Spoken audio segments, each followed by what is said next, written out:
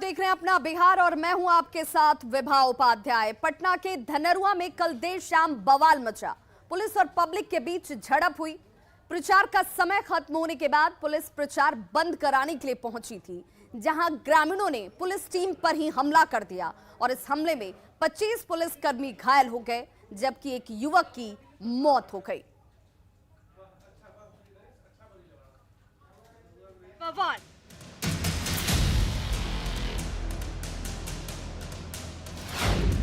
बवाल रोकने गई पुलिस पर हमला।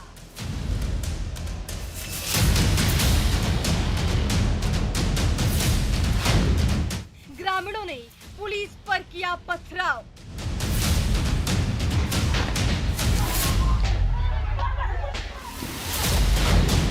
पत्थरबाजी में दर्जनों पुलिस वाले घायल।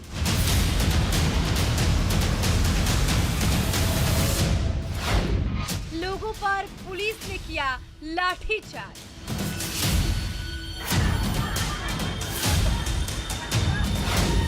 फायरिंग से थर्राया पूरा इलाका।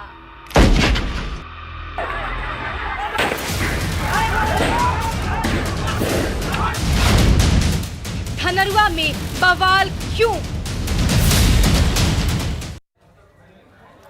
तो पंचायत चुनाव के 5वें चरण का कल मतदान है और कल यानी कि 22 अक्टूबर की शाम 5 बजे चुनाव प्रचार बंद हो जाना चाहिए था, लेकिन शाम 5 बजे के बाद भी पुलिस को यह खबर मिलती है कि प्रत्याशी धनरुआ क्षेत्र में डीजे बजाकर चुनाव प्रचार कर रहे हैं। पुलिस इसी खबर के बाद धनरुआ के मोरियामा गांव पहुंची, जहां डीजे जब्त करने और प्रचार को बंद कराने को लेकर ग्रामीणों से पुलिस टीम की झड़प होती है। इस झड़प में पुलिस पर ग्रामीणों ने पथराव शुरू कर दिया। हालात को काबू में करने के लिए पुलिस ने लाठीचार्ज किया, जिससे ग्रामीण और उग्र हो उठते हैं और फायरिंग शुरू कर दी गई। जवाबी कार्रवाई में पुलिस ने भी हवाई फायरिंग की, जिसमें एक युवक की मौत हो गई। वहीं 2 ग्रामीण इस दौरान घायल हो गए, जिनका इलाज पीएमसीएच में इस वक्त जारी है। तस्वीरें आपके टीवी स्क्रीन पर है और इन तस्वीरों को देखकर समझा जा सकता है कि कल शाम धनरुआ में कैसे हालात रहे होंगे। 5 तस्वीरें आपके टीवी स्क्रीन पर और उन हालातों को समझने के लिए ये तस्वीरें बेहद महत्वपूर्ण हो जाती हैं। देखिए किस तरीके से पहली तस्वीर, जहां पर पुलिस टीम जैसे ही पहुंची झड़प शुरू हो जाती है। पुलिस टीम और पब्लिक जो ग्रामीण थे उनके बीच आपस में ये झड़प की तस्वीरें, जिसके बाद स्थिति को कंट्रोल में करने के लिए पुलिस की तरफ से लाठीचार्ज किया जाता है। हमले के बाद पत्थरबाजी शुरू हो जाती है, रोड़ेबाजी शुरू हो जाती है। पुलिस टीम के 25 जवान जख्मी बताए जा रहे हैं और घायल जवानों को इस वक्त अस्पताल में भर्ती कराया गया है, जहां पर उनका इलाज जारी है। ग्रामीणों को पीएमसीएच रेफर किया गया, वहां पर ये ग्रामीण इलाजरत हैं और इस वक्त ये पूरा इलाका जो है वो छावनी में तब्दील है। सर्च ऑपरेशन यहां पर रात से ही पुलिस टीम की तरफ से की जा रही है। पुलिस दल बल के साथ यहां पर मौजूद है और गश्ती और सर्च ऑपरेशन की तस्वीरें भी आपके टीवी स्क्रीन पर इस वक्त। तो 24 अक्टूबर को यहां पर चुनाव है।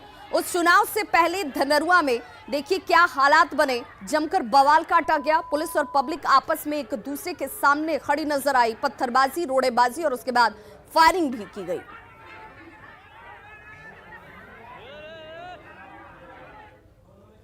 और ऐसे में ये जानना बेहद महत्वपूर्ण है कि धनरुआ में कल शाम से लेकर अब तक क्या कुछ हुआ है। 10 पॉइंट के जरिए हालात को जानने की कोशिश करते हैं। शुक्रवार की शाम यानी कि कल पुलिस टीम यहां पर पहुंची थी और पुलिस टीम पर हमला कर दिया गया। चुनाव प्रचार रोकने के लिए यह पुलिस टीम दलबल के साथ यहां पर मौजूद थी। ग्रामीणों ने पुलिस टीम के ऊपर ही पत्थरबाजी शुरू कर दी। जवाबी कार्रवाई पुलिस की टीम की तरफ से की गई और इस जवाबी कार्रवाई में हवाई फायरिंग होती है। हालात को काबू में करने के लिए पुलिस ने लाठीचार्ज किया। ग्रामीणों की तरफ से भी इस दौरान फायरिंग की गई है। इस फायरिंग की घटना में एक युवक की मौत हो जाती है, जबकि 2 लोग घायल हो गए हैं और इसी हमले में 25 पुलिसकर्मियों को भी चोटें आई हैं। देर रात से धनरुआ इलाके में सर्च ऑपरेशन लगातार चलाया जा रहा है और अब तक इस पूरे मामले में किसी की भी गिरफ्तारी नहीं हुई है। और इस पूरे मामले पर इस वक्त क्या हालात हैं, क्या अपडेशन है, जानने के लिए हम सीधे रुक करेंगे अपने सहयोगी संजय का, जो हमारे साथ ग्राउंड जीरो से इस वक्त जुड़ गए हैं। संजय, आप उस जगह पर हैं जहां कल शाम रणक्षेत्र जैसी स्थिति थी, पुलिस और पब्लिक एक दूसरे के आमने सामने थे, पुलिस का बयान कुछ है और ग्रामीणों के आरोप कुछ है। फिलहाल ग्राउंड रियलिटी क्या कहती है, इस वक्त हालात क्या हैं? बिल्कुल विभा, ग्राउंड जीरो पर न्यूज़ 18 की टीम पहुंची है और यह पहली टीम है जो यहां पर गांव में पहुंची है और हमारे साथ गांव के लोग हैं। और फिलहाल जो जानकारी मिल रही है, पुलिस अभी गांव में मौजूद नहीं है, पुलिस चली गई है यहां से सिचुएशन को कंट्रोल में करके। लेकिन गांव के लोग हैं, हम इन्हीं से सच्चाई भी जानेंगे कि क्या वाकई में, और हर कोई सच बोलेगा, कोई झूठ नहीं, गलत जानकारी नहीं देगा। ये बताइए कि कल घटना क्यों हो गई है? घटना सर कल ही नहीं, 20 तारीख से ही चल रहा है। प्रशासन यहाँ 20 तारीख से ही हम गरीबों पर टॉर्चर कर रही है। जो क्यों टॉर्चर करेगा प्रशासन? ये बताइए। प्रशासन कर रही है वोट के लिए, जो हम जिस खास उम्मीदवार के गाना बजा रहे हैं, नाच रहे हैं, तो मारता है कि केवल फलना के वोट देगा। आरोप यही है ना कि जो समय खत्म हो गया था उसके बाद आप लोगों ने डीजे वगैरह प्रचार किया? नहीं, 3 बजे के पहले पुलिस हम लोग को गाड़ी को रोका है, बाजा पटक दिया है, सब कुछ किया। 3 बजे दोपहर की घटना है? दोपहर घटना 2 से 3 बजे। हम 4 बजे खुद बंद करना चाह रहे थे कि 4 बजे हम लोग बाजा बंद कर देंगे। कितने बजे तक चुनाव प्रचार करना था? जी हम तो समझते थे 4 बजे तक कि 4 बजे हम बंद कर देंगे। अच्छा, तो वो लोग आकर क्या बोला? वो आकर बोला बाजा क्यों बजा रहा है अभी, जो तुम बंद करो। अभी मारना शुरू कर दिया। पहले तो इधर आइए, क्या नाम है आपका? निरंजन वर्मा। ये बताइए घटना क्यों हो गई? घटना सर फिर रंजन का वोट सब कहता था कि पोस्टर फाड़ दो, इसको जला दिया परसों आके। कौन बोलता था? पुलिस बोलता था सर, पुलिस बोलता था। उधर जला भी दिया मुसहरी में हम लोग को पोस्टर। तो ये अचानक से पथराव, फायरिंग, ये क्यों हो गया? वो सर पुलिस किया, आके मारने लगा महिला हाथी सबको। अच्छा, जी हाँ, और फिर दिवाली मना दी है यहाँ, 50-60 फायरिंग किया। क्या नाम है आपका? फेंकू महतो। जो महिलाएं हैं हम उन्हीं से बात करने की कोशिश करते हैं। जो महिला हैं, काफी संख्या में महिलाएं, न्यूज़ 18 की टीम जब पहुंची है, बहुत संख्या में जो महिलाएं हैं वो यहाँ पर पहुंच गई हैं। और सच्चाई बताइए, कल क्या हुआ था? सर यही हुआ था कि वहाँ बाजा तो बंद हो गया था 2 बजे, प्रशासन आए, बाजा को उतार लिए। लोग मांगने लगा कि सर हमको बाजा दे दीजिए। प्रशासन दन लेडीज के भी गाड़ी धर लिया और जेंट्स के भी गाड़ी धर लिया। अरे माधर चौथ, हाँ मैंने गाली दी है कि गाली दी है कि माधर चौथ बाजा नहीं बजा। जे बोला ठीक है सर, जो बात है जो कह रहे हैं, झूठ नहीं बोल रहे हैं। उसको बाद हम सब मैंने जब वहाँ से नरेटिव धर लिया, प्रशासन आए मुसहरी में, हम सब तो पीछे थे, लेकिन मुसहरी में जाकर तबाही मचाना चालू कर दिए। और रोहित को पकड़ लिया, सुरेंद्र साहब का बेटा है, जिनको बेचारा निर्दोष लड़का है, न कुछ पीने खाने वाला लड़का है, जो खड़ी था, उसको पकड़ के ले जाकर मुसहरी ने मारने लगा तो जनता टूट गया कि काहे मार रहा है निर्दोष लड़का के। यही के चलते रोहित क्यों वीडियो बना रहा था? क्या नहीं सर, नहीं दम निर्दोष है, अभी भी को जो होगा उससे घटना के लिए जिम्मेवार कौन है? माता जी? माता जी प्रशासन है। क्यों प्रशासन है? बताइए। क्यों प्रशासन है? प्रशासन इसलिए है कि आया बाजा खोल दिया, प्रशासन बाजा खोल लिया तो लड़का मांगने गया तो उसको हाथ छोड़ दिया, मारने लगा। जब मारने लगा तो वो लेडीज हैं गांव के बचाने गए, लेडीज को मार के हाथ तोड़ दिए। अभी यहाँ जहानाबाद मुरिया में के हैं। तो इस तरह के शब्दों को न्यूज़ 18 सही नहीं मानता है। लोगों को धैर्य का पालन करना चाहिए, संयम के साथ। इस वक्त चूंकि चुनाव होने वाले हैं और चुनाव के मद्देनजर सहयोग जरूरी है, एक दूसरे का साथ जरूरी है और विश्वास जरूरी है। संजय हमारे सहयोगी लगातार हमारे साथ जुड़े हुए हैं। संजय, चूंकि लोगों के आक्रोश को समझा जा सकता है, लोगों के आरोप को भी समझा जा सकता है कि युवक की जान गई है, लेकिन पुलिस का ये कहना है कि गोलीबारी दोनों तरफ से हुई। पुलिस ने स्थिति को कंट्रोल में करने के लिए फायरिंग की थी, लेकिन ग्रामीणों के अंदर से भी फायरिंग की गई। कितनी सच्चाई इसमें है? और कम से कम जो लोग यहाँ पर मौजूद हैं उन्हें इस बात की भी अपील जरूर की जाए कि अपने भावनाओं को व्यक्त करते समय संयम का परिचय दें, शब्दों का सही इस्तेमाल करें। बिल्कुल बिल्कुल, न्यूज़ 18 से सभी का अनुरोध है सभी से कि कोई भी ऐसी भाषा का प्रयोग न करे जो आपत्तिजनक हो। एक चीज है, एक आरोप आप लोगों पर है, प्रशासन का ये कहना है कि दोनों तरफ से गोलियां चलाई गई है।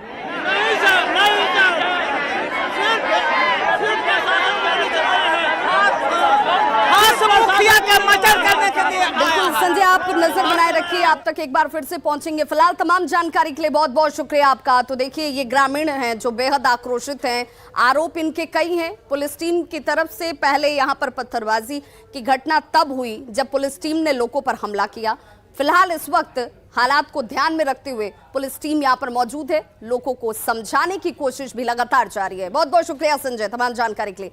धनरुआ कांड के बाद सियासत देखिए अब इस पर बेहद तेज हो गई है। विपक्ष के नेता ग्रामीण की मौत पर सवाल उठा रहे हैं, वहीं एनडीए के नेताओं का यह कहना है कि दोषी जो भी हो उन्हें कड़ी से कड़ी सजा दी जाएगी। में जो घटना घटी है धनरुआ में, उसमें जो भी दोषी होंगे, चाहे वो प्रशासन के लोग हों, चाहे वो आम जनता हो, कोई भी दोषी होंगे उन पर सरकार कानून सम्मत कार्रवाई करेगी और उस घटना को जांच करके उन पर दोषियों पर कार्रवाई होगी। एनडीए सरकार में न किसी को फंसाया जाता है। धनरुआ में जो हुआ वो सरकारी हत्या है।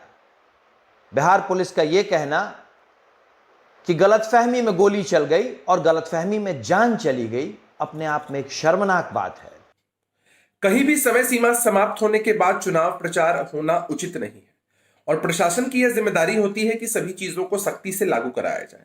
लेकिन इसी बीच झड़प की खबरें आना बेहद दुर्भाग्यपूर्ण है।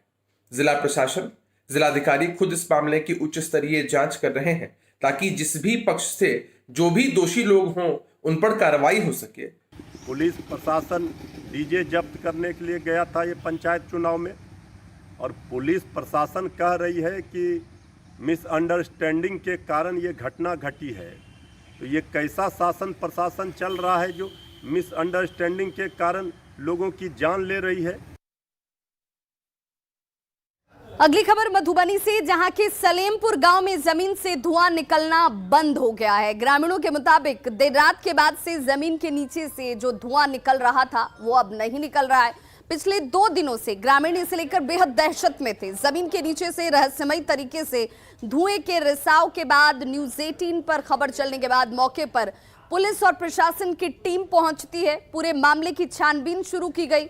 जांच के बाद ये बताया गया कि बिजली के करंट से आसपास की जमीन गर्म हो गई। जमीन में नमी होने की वजह से नीचे से धुएं का रिसाव हो रहा था।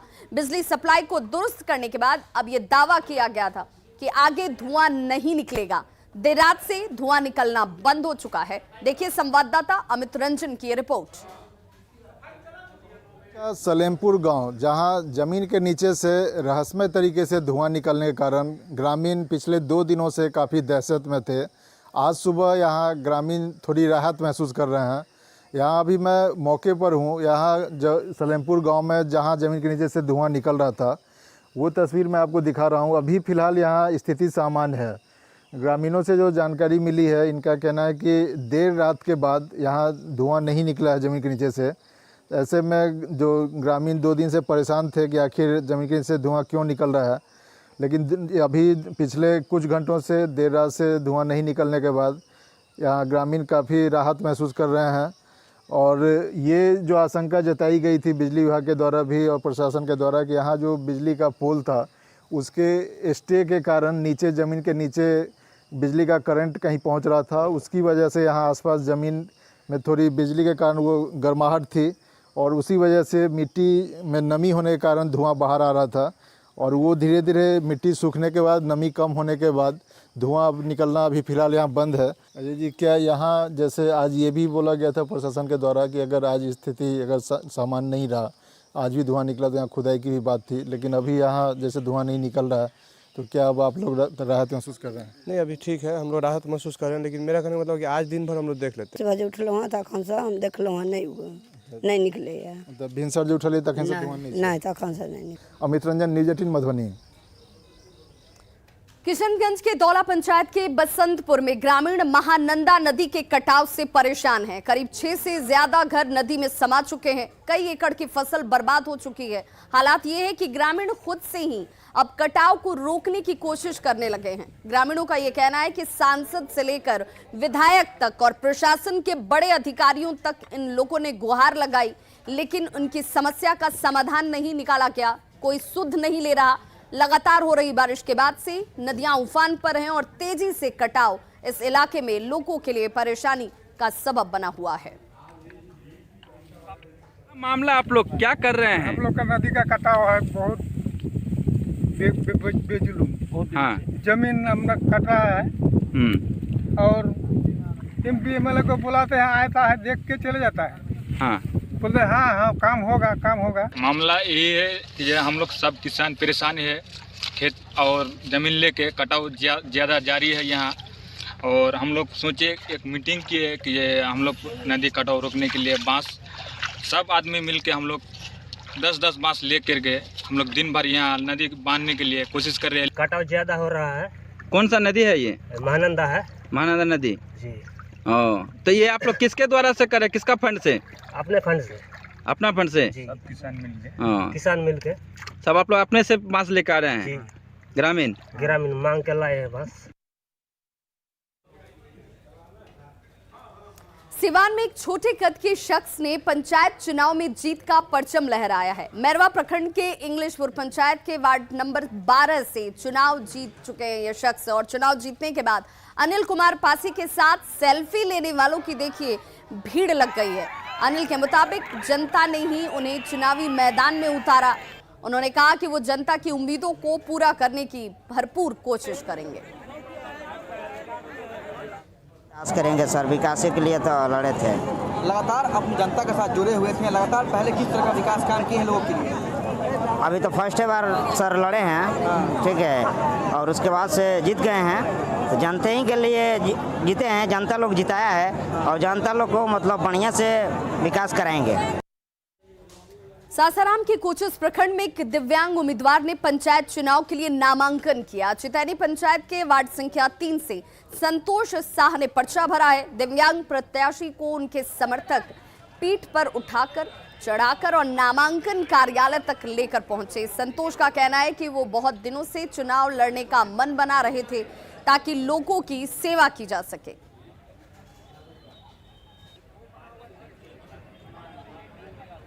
किए हैं चितैनी पंचायत से 3 नंबर वार्ड।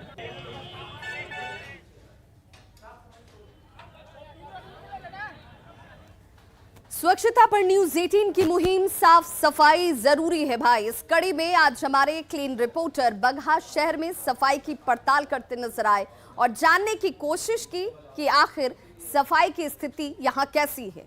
देखिए संवाददाता मुन्ना राज की रिपोर्ट।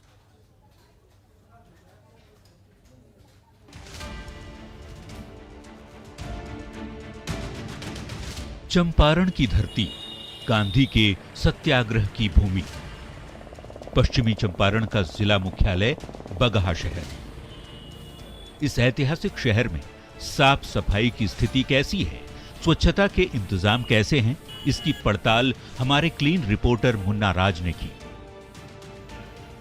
न्यूज 18 के अभियान साफ सफाई जरूरी है भाई, इस कड़ी में हमने शहर के प्रमुख सिनेमा चौक पर सफाई का जायजा लिया।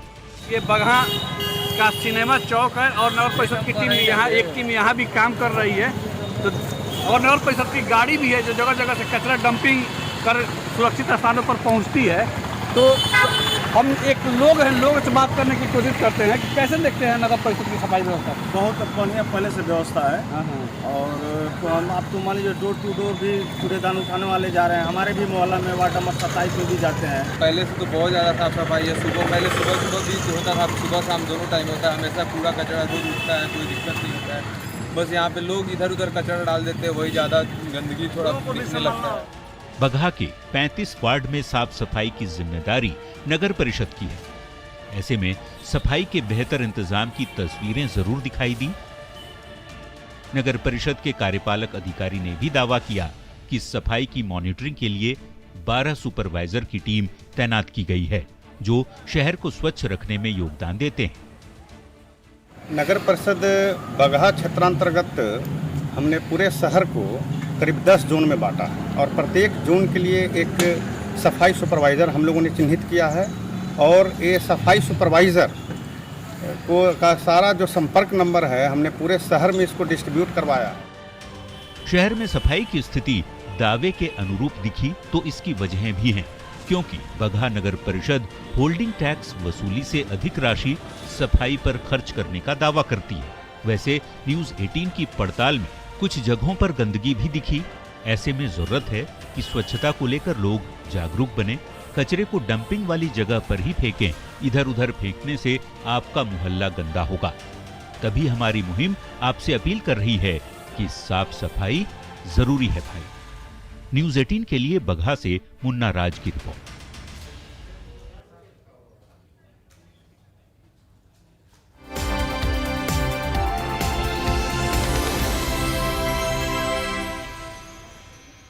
और अब बात बड़ी खबर की। सूत्रों के हवाले से ये बड़ी खबर आ रही है, कल पटना पहुंचेंगे लालू प्रसाद। जी हां, ये बड़ी खबर इस वक्त सूत्रों के हवाले से आ रही है। लालू प्रसाद कल पटना आएंगे। लंबे वक्त के बाद लालू प्रसाद पटना आ रहे हैं। राबड़ी देवी, मीसा भारती भी साथ में उनके पहुंचेंगी पटना।